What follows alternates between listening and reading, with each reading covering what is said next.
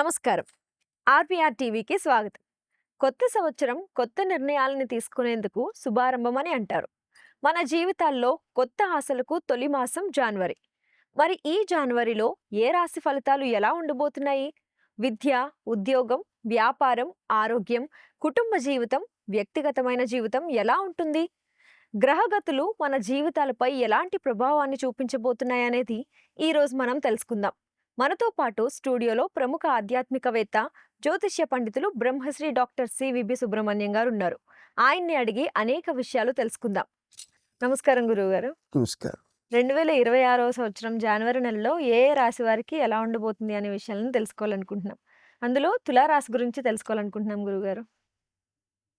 తులారాశి ఈ రాశికి అతి ముఖ్యంగా తృతీయ స్థానంలో రవి, కుజ, బుధ, శుక్రుడు ఉండి ఏం చేస్తున్నారు అంటే ఇతరుల నుంచి వచ్చేటువంటి సహకారాన్ని బాగా అందిస్తున్నారు. దానికి కారణం ఏంటంటే ఈ వ్యక్తి యొక్క న్యాయబద్ధమైన ప్రవర్తన. ఈ న్యాయబద్ధమైన ప్రవర్తన అనేది గుర్తుంచుకున్నంతసేపు ఇతరుల సహకారం లభిస్తుంది.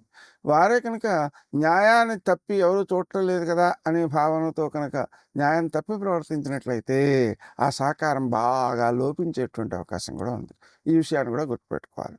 అలాగే తులారాశి వారికి తృతీయంలో ఉండేటువంటి కుజుని వల్ల ఏమవుతుందంటే మన సోదర వర్గం ఉంటుంది కదా, సోదర వర్గంలో కలహాలు వచ్చేటువంటి అవకాశం. అంటే మనకు తమ్ముడు మొదలైనటువంటి వారితో అభిప్రాయ భేదాలు అనమాట. అవి కొంత నష్టాన్ని కలిగించేటువంటి పరిస్థితులు ఉన్నాయి. కాబట్టి కలహం రాకుండా జాగ్రత్తలు తీసుకోవాలి. మనం మాట్లాడితేనే కలహాలు వస్తాయి. ఎందుకంటే వాడు ద్వితీయాధిపతి ఉండి తృతీయంలో ఉన్నాడు. అంటే ద్వితీయం అంటే వాక్ స్థానం అనమాట.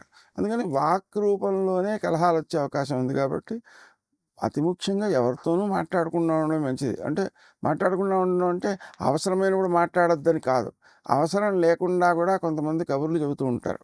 అలాంటి కబుర్లు చెప్పకుండా తక్కువగా మాట్లాడడం, ఎదుటి వ్యక్తి సగం మాట్లాడేటప్పటికే మనం అభిప్రాయాన్ని ప్రకటించేసే పరిస్థితి కాకుండా పూర్తిగా ఎదుటి వ్యక్తి చెప్పిన దాన్ని వినడం, ఆ తర్వాతే దానికి పరిష్కారం అనేటువంటిది ఆలోచన చేయడం, ఆలోచించి తర్వాత మాట్లాడడం అనే ప్రత్యేకమైన జాగ్రత్తలు తీసుకోవాలి.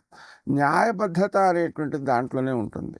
అలా కాకుండా మాట విన్న వెంటనే లేదా సగం విని మనం అభిప్రాయాన్ని ప్రకటించేసే పరిస్థితి ఏదైతే ఉందో అది న్యాయాన్ని అతిక్రమించేటువంటి అవకాశం ఉంటుందన్నమాట. ఇక షష్ఠంలో ఉండేటువంటి శని యొక్క ప్రభావం చేత ఏమవుతుంటుంది, అతి సామాన్యంగా ఎదుట వ్యక్తి మనకి అపకారం చేద్దామని ప్రయత్నం చేస్తున్నా సరే వాడికి సమయానికి చేయలేక, అంటే ఆలస్యాలు విఘ్నాలు ఎదురైనందువలన ఆ వ్యక్తి మనకి అపకారం చేయకుండా మనం ముందుకు వెళ్ళిపోతాం.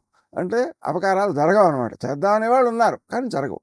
ఆ తర్వాత నవమంలో ఉండేటువంటి గురుడు తండ్రి విషయంలో అభివృద్ధికి అవకాశాన్ని ఇస్తాడు. అతనే గురుడు లగ్నంపై కూడా దృష్టి కలిగి ఉన్నందువలన ఆరోగ్య విషయంలో కూడా మేలు చేస్తాడు.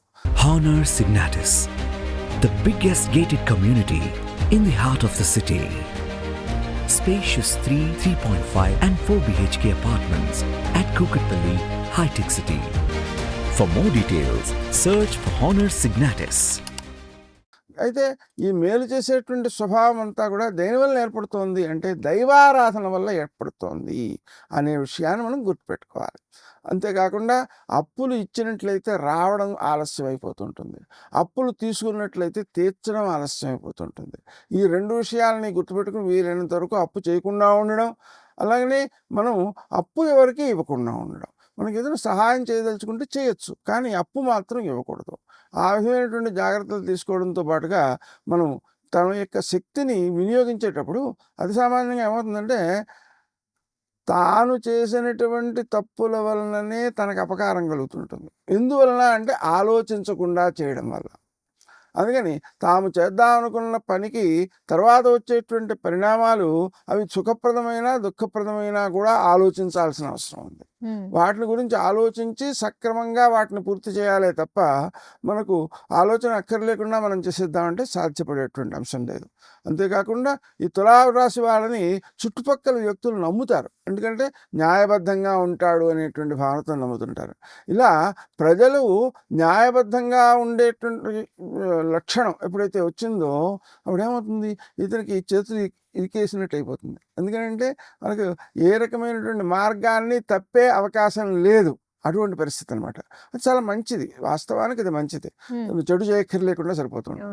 అయితే దానివలన కొంత ఇరకాటం అనేటువంటి భావన కూడా ఉంటుంది. కానీ మనం గుర్తించాల్సింది ఏమిటంటే, దీర్ఘకాలిక ప్రయోజనాల కోసం ఏ ధర్మాలనైతే మనం పాటిస్తున్నామో ఆ ధర్మం దీర్ఘకాలికంగా ప్రయోజనాలు ఇస్తూనే ఉంటుంది. తాత్కాలికమైనటువంటి కష్ట నష్టాలను కలిగించినా సరే న్యాయం తప్పకుండా ఉండడమే శ్రేయస్సును కలిగించేటువంటి అంశంగా గుర్తించాల్సి ఉంటుంది. అంతేకాకుండా ఈ రాశి వాళ్ళు ముఖ్యంగా తెల్లవారుజామున నారాయణాయ నమః అనే మంత్రాన్ని జపించుకోవడం 5 నుంచి 6 వరకు, సాయంకాలం 6 నుంచి 7 వరకు అరుణాచల శివ అనే నామాన్ని జపించుకోవడం ఎక్కువ మేలు చేస్తుంది, విజయాలను అధికంగా ఇస్తుంది. గురుగారు తులారాశికి సంబంధించి చాలా చక్కగా తెలియజేశారు. ధన్యవాదాలు. చూశారు కదా, జనవరి నెలలో ఏ రాశి వారికి ఎలా ఉంటుంది అనేది గురువుగారు మనందరి కోసం చాలా చక్కగా వివరించారు. మీకు కూడా ఎటువంటి సందేహాలున్నా గురువుగారిని అడగాలనుకున్న ప్రశ్నలన్నీ కూడా కింద కమెంట్ బాక్స్లో కమెంట్ చేయండి. అలాగే మరిన్ని ఇలాంటి ఎపిసోడ్స్ కోసం చూస్తూనే ఉండండి మా ఆర్వీఆర్ టీవీని. సబ్స్క్రైబ్ చేసుకోండి, లైక్ చేయండి, షేర్ చేయండి. Honor Signatus, the biggest gated community in the heart of the city. Spacious 3, 3.5 and 4 BHK apartments at Kukatpalli, High Tech City. For more details, search for Honor Signatus.